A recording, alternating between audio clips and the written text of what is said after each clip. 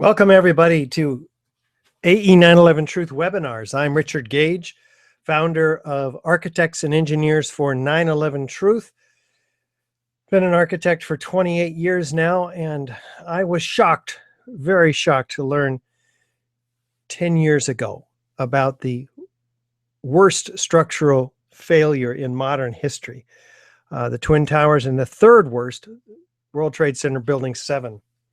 And today we are looking at the evidence, the advanced evidence in week 2 of the webinar, which is indeed the quick review of World Trade Center 7 and the look at the American Society of Civil Engineers, the FEMA report, the NIST reports, the NIST computer simulation, the analysis of these fires which were claimed by NIST, the National Institute of Standards and Technology, to have been responsible for the collapse of this 47-story skyscraper. So if you are just joining us for the first time, I highly recommend that you take a look at week 1, which is last Thursday's presentation. And indeed it is startling to see this building coming down. We'll take a review of it, but be sure to look at the archive as well. We'll also look and see what the structural engineers say about this third high-rise. As I mentioned, I've been an architect for almost 3 decades and worked on these $3 and $10 million gymnasiums. More recently, though, the construction administration of this $125 million high school in the San Francisco Bay Area. Also, this $400 million project with 1,200 tons of fireproof steel framing near Las Vegas, a 6-block long residential project with a couple of mid-rise office spaces. But I'm joined by 2,500 architects and engineers. It's now about 2,700 who have looked at the evidence and then formed their opinion. And indeed, the evidence reveals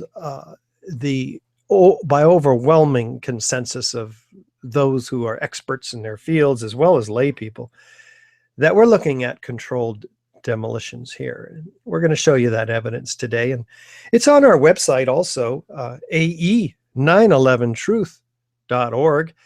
And speaking of this evidence, I want to introduce you to Andy Steele, our operations coordinator. Andy, how are you doing?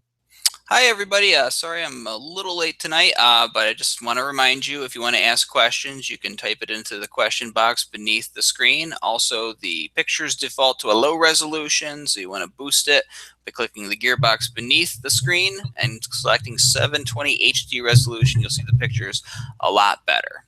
That's it. Back to you, Richard. Thanks, Andy. We have a lot of interesting information we're going to be looking at today, and I encourage you to also check out the incredible conference that we have just completed September 10th and 11th in New York at the Cooper Union School, the historic auditorium where Abraham Lincoln gave his address, which won him the nomination for the Republican presidency. Of course, he went on to win that and make history. We were making history of our own at the Cooper Union, and there is it was 2 days of packed evidence, all kinds of evidence. For 2.5 hours, AE911Truth presented 8 experts, 5 of them remote, 3 of them in studio. One of them, Dr. Leroy Hulsey, PhD, chairman of the Department of Civil Engineering at the University of Alaska in Fairbanks, one of the top forensic structural engineers in the country. He is 3/4 of the way through a 2.5-year study of his own computer dynamic analysis of World Trade Center Building 7. And he gave his preliminary findings. In fact, one of the country's top public interest attorneys, Daniel Sheehan, with the Karen Silkwood case, Pentagon Papers, the Iran-Contra scandal. He asked Dr. Halsey point blank, on a scale of 1 to 100, what are the chances of this third tower coming down by normal office fires? He said 0. That was an extraordinary moment, because he's conducted an independent study with his PhD students, which is an open study. All of his parameters are open, unlike NIST's, which claim they might jeopardize public safety if they were to release the input data used for their computers. Well, of course, it does anything but that. The architects and engineers who are tasked with ensuring the public safety need that input data. So Dr. Halsey did what NIST wouldn't do, and he's found results that they didn't find. And it's fascinating. And he's got more work to do. But I encourage you to go to 911justiceinfocus.org. 911justiceinfocus.org. Take a look at this whole weekend, which is an effort to get the evidence in front of the legal, into the legal system through a variety of different strategies. And that's what was talked about, the launching of the Lawyers Committee for 9/11 Inquiry, the Truth Action Project. You can learn all about it at 9/11 Justice in Focus. Right now, we're going to be looking at a portion of that presentation called Week 2 of our 4-week seminar series, in which we use the scientific method. Because we have a question: how do these towers come down? In this case, today, how do the Tower 7 come down? We formulate the question. We do some background research. Well, how have other towers come down? What destroys buildings? What doesn't destroy buildings? We construct a hypothesis. It's our best guess. We make predictions based on that hypothesis. All the hypotheses, they're laid out, without bias. We have a fire-induced collapse hypothesis. Maybe fire brought it down. Controlled demolition, maybe that brought it down. Maybe there's some other reason. But we don't head straight for our favorite target of a hypothesis. This is very objective. This is the way we winnow error from truth, fact from fiction, the scientific method. We test those hypotheses and predictions with experiments. We analyze the results, draw conclusions. If the hypothesis is corroborated, we report the results in an open, transparent manner so all can build on the body of the work that's been done. We don't hide the input data in a black box. This is not science. This is subversion, and it can only be called that as we'll take a critical look at the NIST process and give you some other tools that will help you become a more informed researcher, rather than just accept blindly what we are told by authority figures, particularly in our own disciplines of architecture, engineering, science. We're going to apply, therefore, the scientific method ourselves, using critical thinking. We're going to gather some data. Let's review some of the forces that destroy buildings. Fire is certainly one of them. It moves through a building every 20 minutes or so in an office building, for instance. That's all the fuel there is. It moves on looking for fresh new fuel sources after burning out an area. Now, never has a high-rise collapsed a skyscraper, but say in wood frame buildings, the building would begin to fall over if it was going to be destroyed, not straight down through the path of greatest resistance, the intact, cold, hard structure below. So we'll be taking a critical look at fires and their capability to destroy buildings. Here, related to steel frame buildings. The way in which steel-framed buildings behave in fires depends on their construction. In this test, done by British Steel in 1995, a large amount of typical office furniture was burned to see what would happen to the heavy steel beams that supported the ceiling. When steel is bare, when it heats up, it gets weaker. It's not that it melts in a fire. In fact, the fires, normal fires, are not hot enough to melt steel.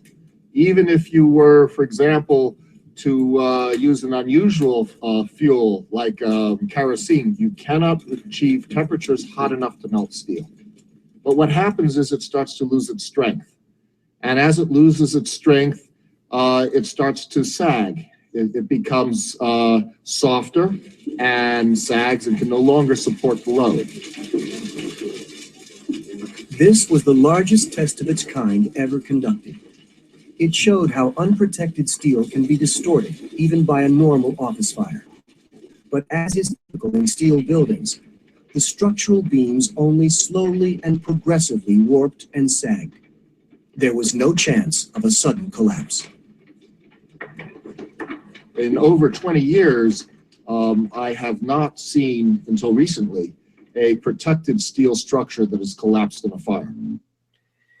Until recently. Of course, here we're referring to the World Trade Center skyscrapers, where we had not 2, but 3 skyscrapers fail for the first time ever due to fire. So this should have been a very critically examined cause of these buildings' collapses. Most people don't even know that there was a 3rd skyscraper that collapsed on 9/11. This is a completely unprecedented catastrophic failure. Should have been the most studied building, you know. So no plane hit this building, no diesel fuel or jet fuel, according to NIST. Was involved in the destruction of this building. They originally said there was diesel fuel, and they then withdrew that, since the floor is occupied by the generators.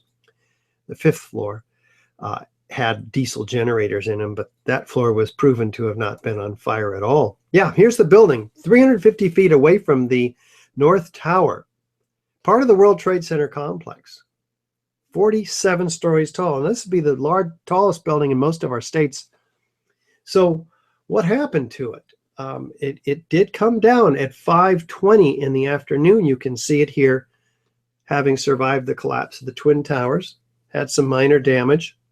And initially, NIST had claimed some major damage.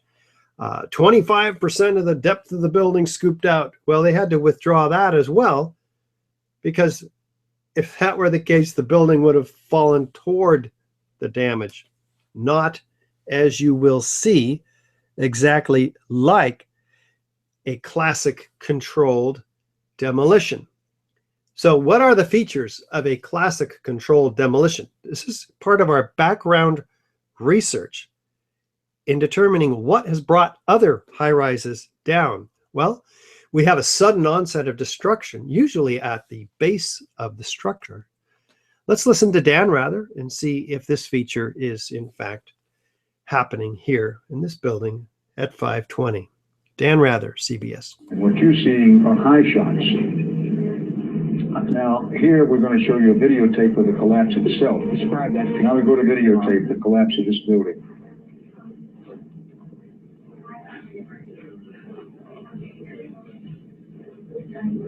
It's amazing.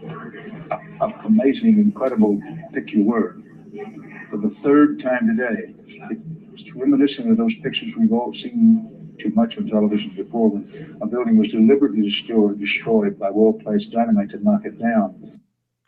Well, here's Dan Rather using his own intuition to try to describe what he's seeing. Of course, we all should be doing this. It looks exactly like the old hotels, for instance, in Las Vegas, which use something like dynamite to bring them down. But the problem is that Dan has never repeated this again since that day, nor have we seen Building 7 come down, being shown coming down on mainstream TV, with maybe 3 exceptions. And again, most architects and engineers are completely unaware of this 47-story unprecedented collapse. And yet it should be the most studied collapse ever. Well, another feature that these buildings come straight down, usually symmetrically, into their own footprint. Let's watch from West Street here as we see this building coming down symmetrically. And we see, for instance, curiously enough, the penthouse drops a half a second prior to the overall building. The main penthouse and screen wall, a half a second. One more time. Indicating complete core column damage, which completely violates the initiation of collapse that NIST had originally put forth, that this internal cascading failures traveling from east to west.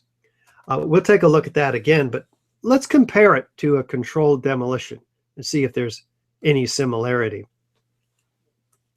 Is there enough similarity to warrant an investigation into the possible use of explosives, especially since it looks exactly like one, especially since no high-rise has ever collapsed due to fire? Shouldn't it have been the first hypothesis that NIST examined, and yet they never seriously did? Only as an afterthought do they answer some of the frequently asked questions, as you can imagine. Yet these fires were targeted as NIST's probable cause, few, small, and scattered, as you can see here. These are the worst fires that we have photographic or video evidence of. And here they are burning at 2:30, 3 o'clock on the east side near the 12th floor, but they move on. And from this point, they move on, and these fires are shown to have been burned out over an hour before this building collapsed. Yes, they're shown to be concentrated around column 79 under the east penthouse, because the east penthouse does collapse about 6 seconds or so prior to the overall collapse of this building. So NIST focuses their attention on what they call raging fires, but we can see here that indeed they are burnt out on the 12th and 13th floor, the site of the initiation of collapse of this building, by thermal expansion.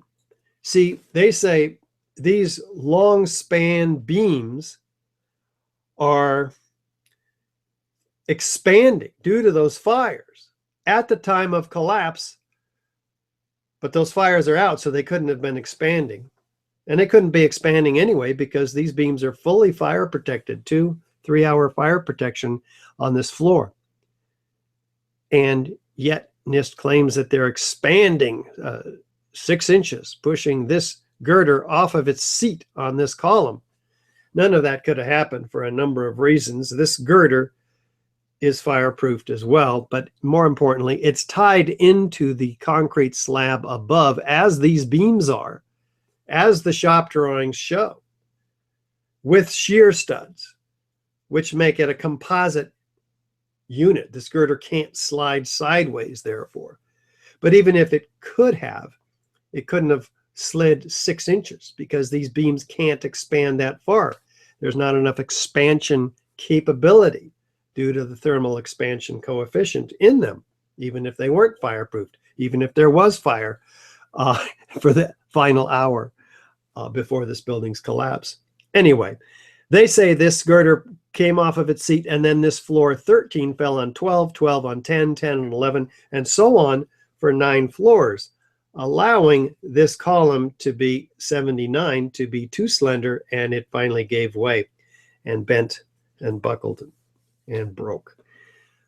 Well, that couldn't have happened because there's 3 other girders framing onto this column, keeping this floor intact. It couldn't have fallen.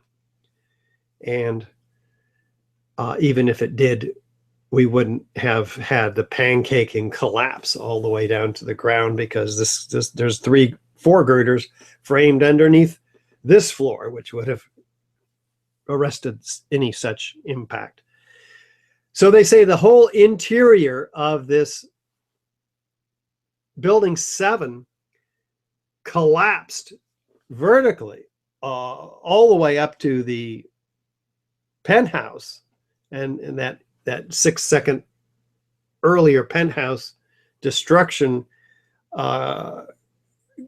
causing massive catastrophic failure, and then traveling laterally across the rest of the building to the right.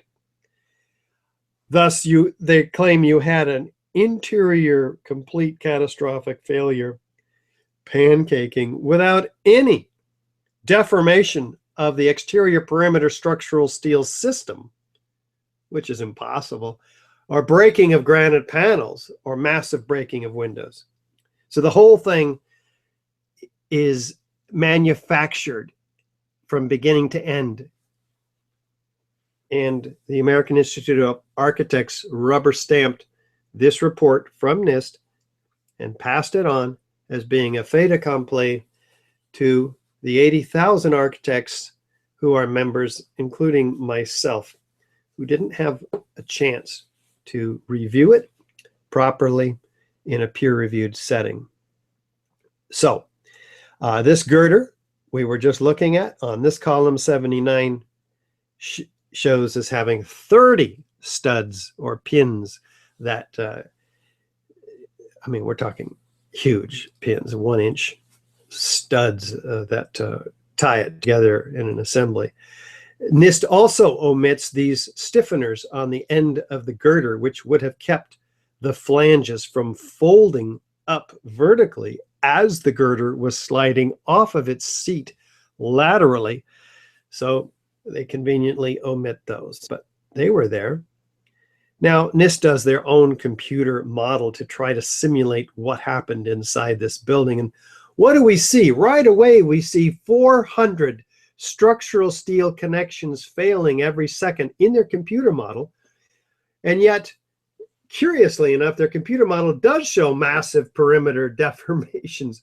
So the computer model betrays their own theory, because that is not telegraphed whatsoever in the actual collapse of the building. Also, they stop their computer model after 2 seconds. Why? Well, it begins to tip over. It would look absolutely nothing like the 7-second collapse of World Trade Center 7. They can't even simulate a controlled demolition and tell us that it came down by fire. So we have some serious problems with their computer model. And of course, as we mentioned, they don't even show us the input data, which is why we have hired the University of Alaska to perform a computer model on behalf of the 2,700 architects and engineers that I represent and that you represent out there, and who represent you, who care about getting the truth out about 9/11. Therefore, that project does need your support at WTC7evaluation.org. Please support that project. And yes, the building comes down neatly into its own footprint. The center of this pile is in the center of the block or the perimeter of this building. And there's very little damage to adjacent structures. And I mean, here we have a house of cards, complete failure of an intact building into its own footprint almost. Demolition waves. That's how a building comes down symmetrically, removing those column supports. Look at it this way. How do you get a symmetrical collapse? Well, you have to take out all 80 columns, 81 in this case, at once, virtually at once, with the core columns first, because a half a second prior to the overall building, we saw the main penthouse and screen wall coming down initially, and then the perimeter columns. And this has to happen on each of at least 8 floors. And I'll show you why that is in a moment. Does fire have this precision being an organic process which moves through the building every 20 minutes or so. No, this is a dead giveaway, one of many. Here's another, free fall acceleration. How does this happen? It's actually acknowledged by NIST in their final report after being publicly embarrassed by a physics teacher, David Chandler, in their public conference. In their response, they say, well, yeah, you're right. It came down at free fall for a third of its 7-second fall. But we're going to ignore the implications of that. They don't actually say that, but they do ignore the implications of that.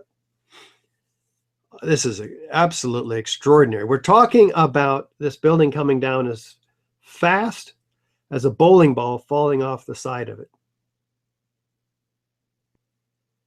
But there's 40,000 tons of resistance underneath this building. What happened to that 40,000 tons of structural steel designed 5 times stronger than it needed to be to keep this building up? What happened to all that steel? Well, it was totally dismembered, the 5th feature of a controlled demolition. Like a house of cards, a moment-resisting steel frame building has given up as if it were a house of cards. This is a rigidly welded column to beam connections and brace frame also in this building. Just completely given up to, such that it's a pile 4 to 6 stories tall. Remember, buildings that fall due to natural causes, they don't fall like a house of cards. We have a mangled building, certainly, broken pieces, but what's recognizable as a building? Is there minimal damage to adjacent structures? Yes. Yes, this building came down, as is one of the goals of a controlled demolition. Precision control in order to achieve this. Well, what else do we have? We looked at some of these other features during week 1 in the webinar series. Do we have chemical evidence of thermite cutter charges? Interestingly enough, the FEMA report, the author itself, Jonathan Barnett, says steel members in the debris pile that appear to have been partly evaporated in extraordinarily high temperatures. Well, he's right. It takes 4,000 degrees to evaporate steel. How hot was the fire in this building? 500 degrees, 600 degrees, maybe 1,000 degrees, not 4,000 degrees. How do we get the heat generated? In fact, Abulhassan Astani Azal, the structural engineer who had the National Science Foundation grant to study this problem, says he saw melting of girders in the World Trade Center. Melting of steel, that's 3,000 degrees almost, not 1,000. Where did this heat come from? Well, interestingly enough, FEMA themselves, in their May of 2002 Building Performance Assessment Team report on World Trade Center Building 7, documents a metallurgical analysis of this steel. What do they find? The deepest mystery uncovered in the investigation, says the New York Times, sulfur. The presence of sulfur. They couldn't figure it out. This mysterious sulfidation and oxidation on this WTC 7 steel. Sulfur invading the steel. Molten iron invading the steel, capable of turning a solid steel girder into Swiss cheese. Eutectic reactions. Gaping holes larger than a silver dollar, like this piece from a World Trade Center 7 steel. What can do this to steel? Rapid oxidation, sulfidation, and intergranular melting. But there's no mention at all in the final NIST report of such sulfidation. A liquid eutectic mixture containing primarily iron. Liquid iron, by the way, is molten iron. Once again, extreme hot temperatures with sulfur. Where does the sulfur come from? Well, NIST comes back and says, well, must have come from the gypsum board because it has calcium sulfate.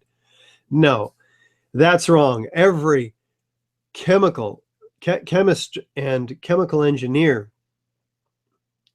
says that calcium sulfate can't release its sulfur content in any kind of a chemical reaction. And besides, we've used gypsum board for 100 years to protect steel. It's never turned around and attacked it ever before in its history. And there's continuing, of course, to use it today without any problem. Well, this is all direct evidence of explosive and incendiary, particularly in the case of Building 7, incendiary destruction. Fire can't cause any one of these key features, let alone all of them. That's pretty extraordinary in and of itself. These features cannot be explained by the fire, the official cause of this building's collapse. Like fires, like this one in World Trade Center Building 5, obviously fully engulfed in fire. If any of these World Trade Center structures were going to collapse due to fire, we'd expect it to be this one. Not hit by a plane, no jet fuel. Does it collapse? No. Mid-rise, high-rise structures do not collapse due to fire. Not even in China, where we have this 44-story skyscraper, the Mandarin Hotel in 2009, completely engulfed from roof to floor to ground. Does it come down? No. Before on the left, after on the right, slightly toasted around the edges, remodeled, put back into use. Yet these small scattered fires brought this skyscraper down in 6 seconds. Not going to happen. For the first time ever, not believed. Let's take a look at some of this data from the FEMA and the NIST reports, because there were investigations into World Trade Center 7. Initially, the volunteers from the American Society of Civil Engineers. Well, these particular volunteers are heavily dependent on federal contracts, as were those who ended up working in the FEMA report, which finally had $600,000 worth of funding. We'll look at what their initial assessment was.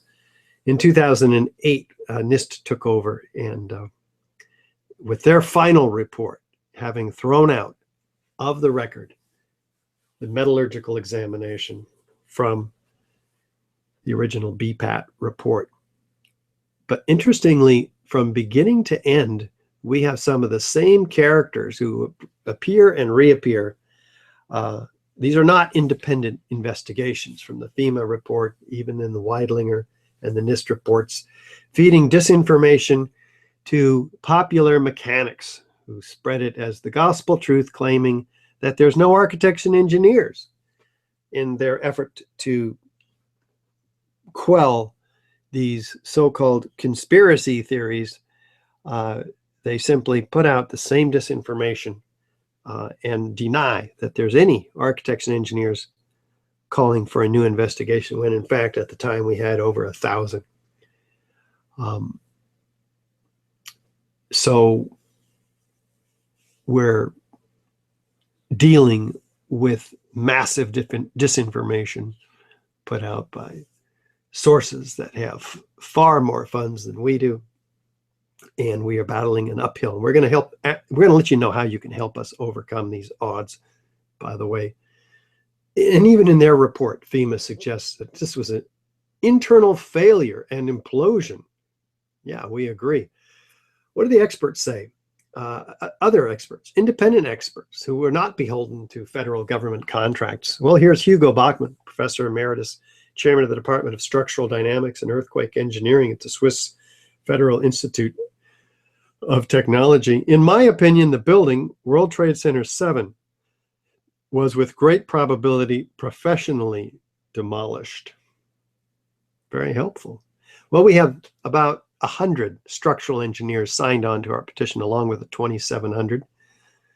And this one, Kamal Obaid, structural engineer from the San Francisco Bay Area, says a localized failure in a steel frame building like World Trade Center 7 cannot cause a catastrophic collapse like a house of cards without a simultaneous and patterned loss of several of its columns at key locations within the building.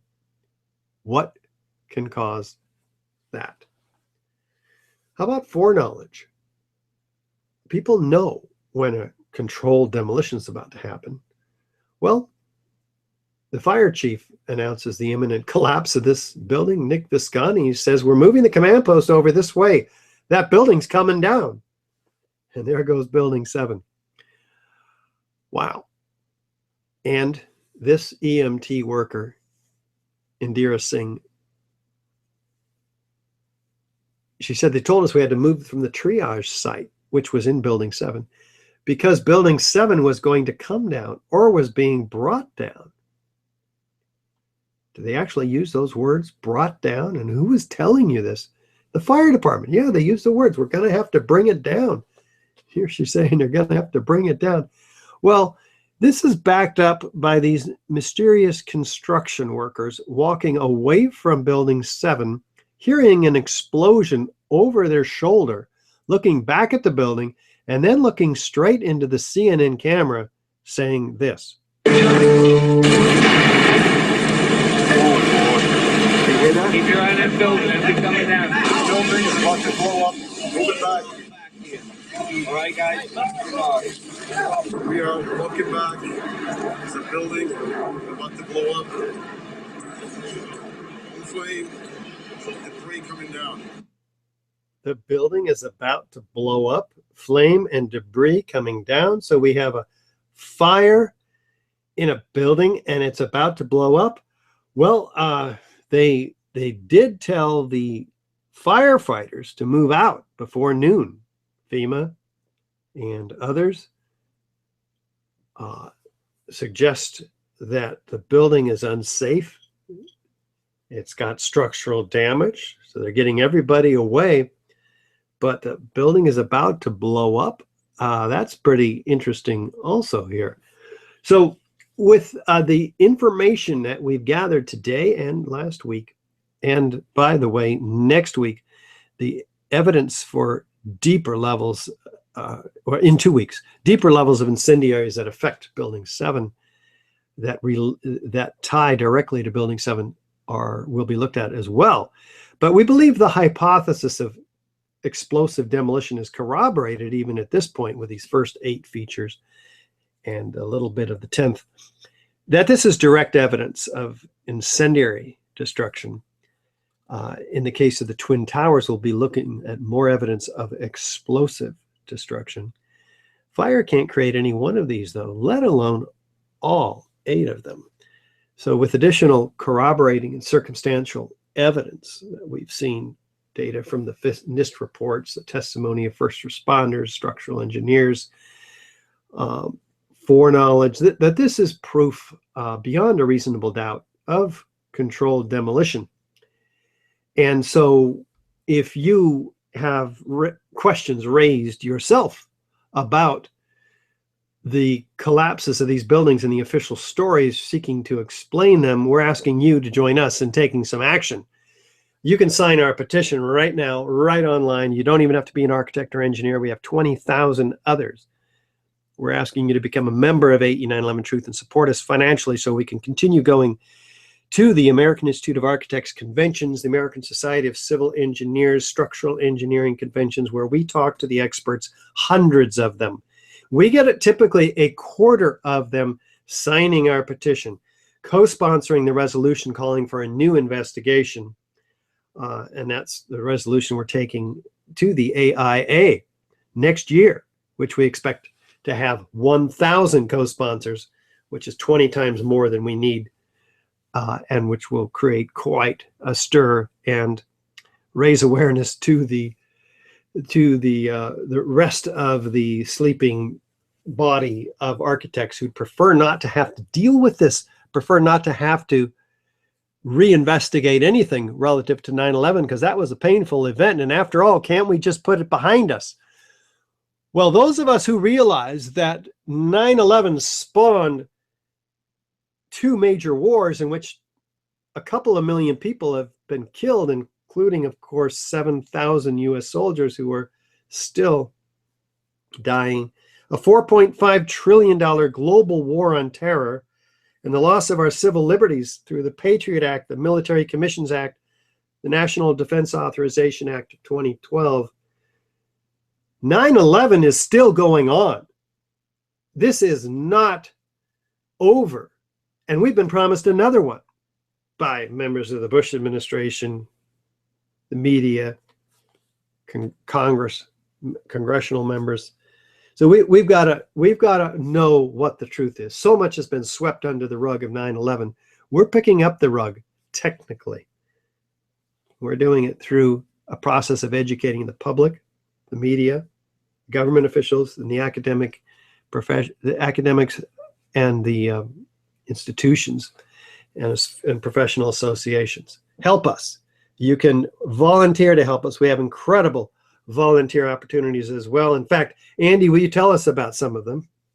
Absolutely. We're actually in the middle of a huge drive right now, and we're making miracles happen with volunteer power. And we're going to let you know a little bit more about that in coming weeks once we've succeeded. But if you want to get on the ground floor and help us out with this needed action, please volunteer. Just for a few hours every week. You can lend your labor and your great brains out there to this effort to get this information to the people that need to hear it. So if you want to volunteer, just go to AE911Truth.org, click the What You Can Do tab at the very top, and fill out the quick application. We'll be in touch with you, and we'll get you to work. That's it, Richard. Awesome. Please do help us out. There's so much you can do. In fact, without even volunteering at AE911Truth, you can, from your own home, from your own computer, send out the AE911Truth.org link to every architect and engineer that you can find, everybody else that you know. Write your elected representatives, television, radio, and newspaper stations. They respond to numbers. You can screen the DVDs. I'll show you one that you can screen coming up right now. Speak to new audiences. Share these resources. Support the WTC 7 evaluation at WTC7evaluation.org so that we can get this penetrating, game-changing, peer-reviewed computer dynamic analysis throughout every civil engineering department in the country.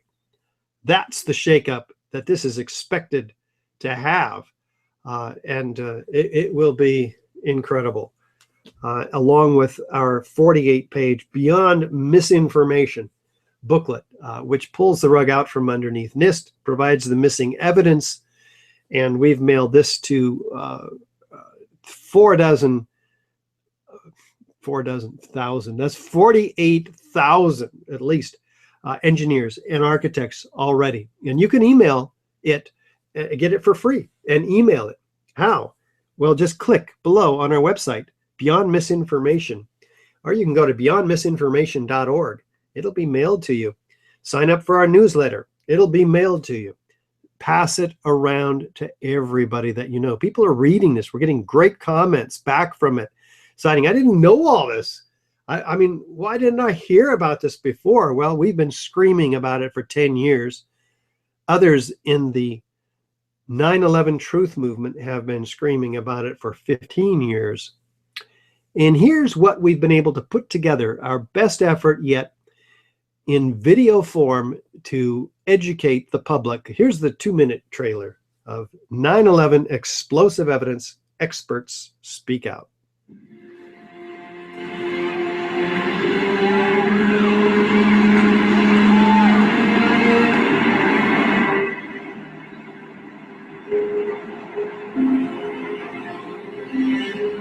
I don't want to be involved in conspiracy theories. I know that there are lots of them.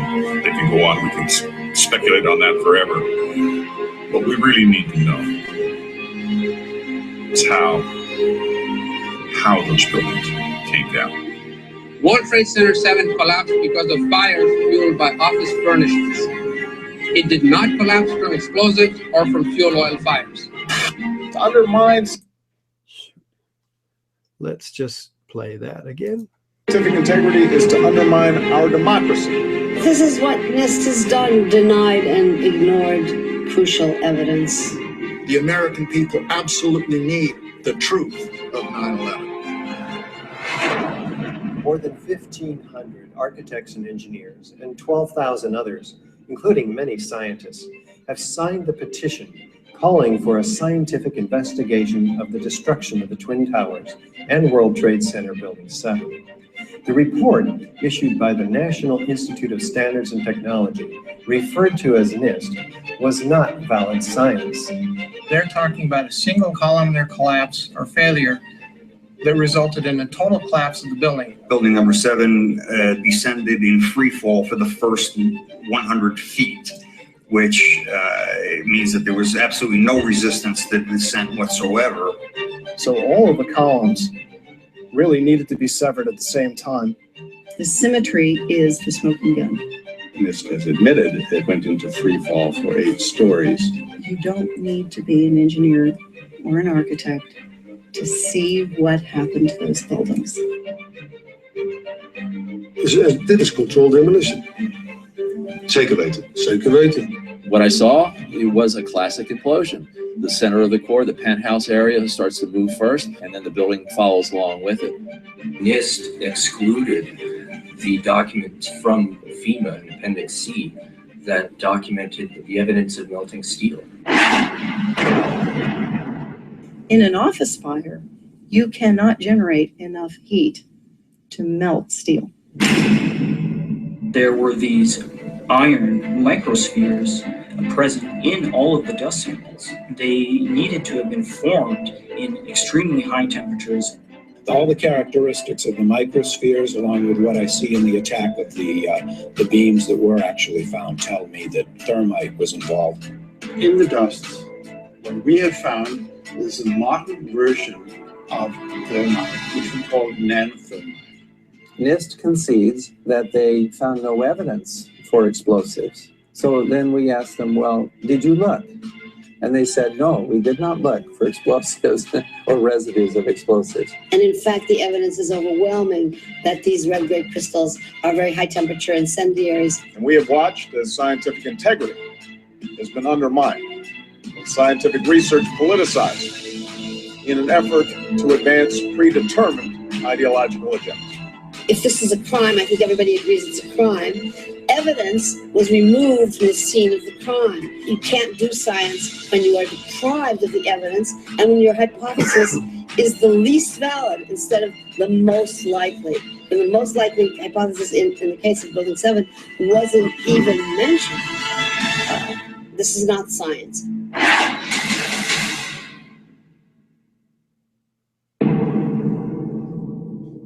Yes, you can watch the 58-minute version of this film on YouTube for free. And just search Experts Speak Out. It comes right up. You can get the 90-minute version, which is really power-packed, which includes 8 psychologists, which actually help us to understand why this information has been so difficult for all of us to accept, and for those of us whom we're trying to educate to even be open-minded enough to listen to it. It's a fascinating part of the problem that we face in the 9/11 Truth movement, is getting people to be open-minded. So yes, in our store, the 90-minute version is available. What can you do? Just click on that and you can get that 90-minute DVD. Same for firefighters, architects, and engineers. Expose 9/11 myths. The founder of Firefighters for 9/11 Truth and Unity, Eric Lawyer, and I teamed up and created an incredible presentation in which he takes on the National Fire Protection Association guidelines, which this is the guide for fire and explosion investigation, which were completely violated by NIST. And he says this is not how you conduct an investigation and preservation of evidence on the site. Of course, in this case, the evidence was illegally destroyed in a crime scene taken to China for recycling. Within weeks of 9/11, it began. And before investigators could actually look at it. But this DVD is available for viewing on YouTube as well, the 1-hour version and the 1.5-hour version we have on our site, AE911Truth.org. This week, we looked at the remaining portions and the advanced information relative to week 2 of World Trade Center 7, the in-depth version. Next week, we're going to be looking at the Twin Towers, and with an overview of the explosive destruction, the sudden near freefall collapse of this building, these high velocity lateral ejections, the shattering of the steel frame from top to bottom, and the midair pulverization of almost all of this concrete. It's a fascinating study. We'll get to that next Thursday. And before we do, I know that we have a few questions here developing, right, Andy? Right. The first question asks, says, I know BBC said they reported WTC 7 coming down too early, or why, sorry. I know BBC said why they reported WTC 7 coming down too early, but has CNN commented on it? Well, I don't know of any comments from CNN about the BBC's premature announcement of an unprecedented collapse. The BBC really did announce this is extraordinary. They give us the reason it collapsed too, due to structural weakening when the Twin Towers went down. And they're reporting this, and over the shoulder of Jane Stanley is Building 7 standing there smoking. And she said it collapsed. Well, you can't announce the collapse of a building before it happens, particularly a skyscraper that has never collapsed due to normal office fires, the official cause of this building's collapse. But they apologize for this grievous error, citing the confusing events of the day. As far as CNN, though, they actually announced the collapse of this building at 11:07, and they said 15 minutes earlier, a firefighter ran by the reporter, the CNN reporter, and said a 50-story building went down. Well, there was no other 50-story building that went down. There was no other building that went down. There were some buildings that were fairly heavily damaged when the Twin Towers went down. But the only other 50-story building in the area that suffered any damage, consequential damage, it was World Trade Center 7, and it didn't come down. Certainly not until 5:20 when it came down in the fashion you saw. But had it come down when CNN announced that it came down, which would be about 15 minutes after the Twin Towers came down, we wouldn't even have videos of it today, because it would have been obscured by the massive dust cloud created when the Twin Towers went down earlier. So a lot of people speculate that this building was intended to come down at that time. And that's why there's all this confusion and premature announcing of it having come down, and the building's going to come down and it's going to blow up, and they're moving everybody back. They're pulling the firefighters out of the building by noon, not fighting the fires in the building, not even attempting it. So it's a fascinating series of stories. But Andy, are you aware of any other CNN announcements? I'm not aware of that. Just the BBC and CNN, and BBC citing the confusing events of the day. I guess the laws of physics were also confused that day too, according to NIST. And I guess they're still confused considering the one-sided coverage that we've seen of this issue. Our next question asks us, do you think the computer analysis you're doing will force the government to release its input data? What it will do is force the academic world to respond to this peer-reviewed paper, which will be distributed actually around the world, not just in the US. And that'll create so much controversy and pressure on NIST that they'll be forced to say something. Now, what do we expect them to do? We expect them to criticize some of the input data, presumably. But at least our input data is open and criticizable and discussable.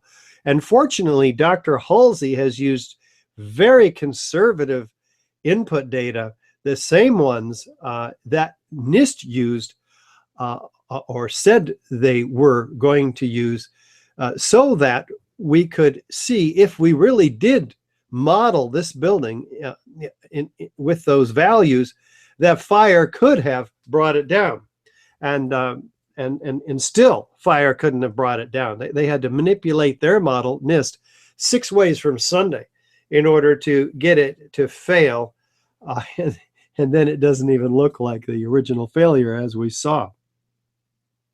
Okay, our final question today asks, how can anyone plan an operation this big and not fear getting caught?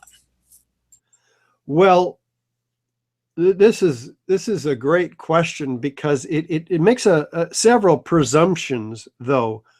One presumption is that, well, I, as a citizen or a critically thinking person, have to first understand how this could have happened, and that has to make sense to me before I'm willing to give any credibility to the evidence that I just saw. And that is backwards thinking, and it happens a lot. And so we first have to ask ourselves this question, which is a yes or no question. Is the evidence that I just saw valid or not? Now, you say yes to that question because you just saw the evidence. If you say yes, then you're marching down a path which can still allow for the question that the listener just asked, but it's in the context of the buildings came down by controlled demolition. We've established that as a fact with this evidence, a theory which is based on facts, not speculation. And so then we proceed and ask ourselves, okay, since this is a controlled demolition, then how do I make sense of the fact that a controlled demolition, it seems to imply, it's not a fact, but it seems to imply that this is some sort of an inside operation. After all, most of us critically thinking people don't believe that Al-Qaeda could have gotten into 3 of the most highly secure buildings in the world to plant these explosives. These are very, very highly secure buildings, 3 of the most highly secure outside the Pentagon. So we've got to ask ourselves, okay, this appears to be some sort of an inside operation. So how could they have? The question is, how could they have not gotten caught? Well, in order to not get caught, you have, and I'm speculating here, I'm outside of my element as an architect, but any critically thinking person would go through such a process. You'd have to have control of security of the building. You'd have to have control perhaps of the elevator modernization in the Twin Towers. That was the largest elevator modernization in history, going on the 9 months prior to 9/11, which could have given them direct access to the core columns and beams in the building through the elevator shafts. You'd have to have control of the overall management of the cleanup of this site and keep people from taking photographs and securing evidence on their own. And you'd have to get rid of the evidence and control the process of the illegal destruction of evidence as well, which we also saw. You'd have to control how this message got out to people through control of the media. And those people who have been media critics, such as Project Censored, have determined, for instance, which is very interesting to note, separate research project for you out there, that they found 90% of the mainstream media is owned by just 6 corporations. They found, furthermore, that those 6 corporations are in turn controlled by other corporations in industries such as the arms industry, the oil industry, the banking industry, the insurance industry, all of whom profited enormously and continue to do so from 9/11. So these are fields of research well outside ours, but there are people who have devoted themselves to understanding these questions. David Ray Griffin is certainly among them. There are many others. We are about the science. And so that's as far as we can go, is to point people in certain directions for information beyond that which we take responsibility for. But what we have established is that the buildings came down by controlled demolition. We've got to follow the evidence where it leads and let the chips fall where they may. All right, well, that is going to conclude today's webinar. Again, we invite people to come back on Thursday to view the next one in the series, as Richard talked about earlier. So thank you, everybody, for watching. And please, if you know anybody in the building trades industry who knows about these kinds of things on a certain expert level, please show them this and other information put out by AE911Truth and see what they think about it. Let us know. Great. Thanks so much, Andy. And thanks, everybody. We'll see you next Thursday. Bye-bye.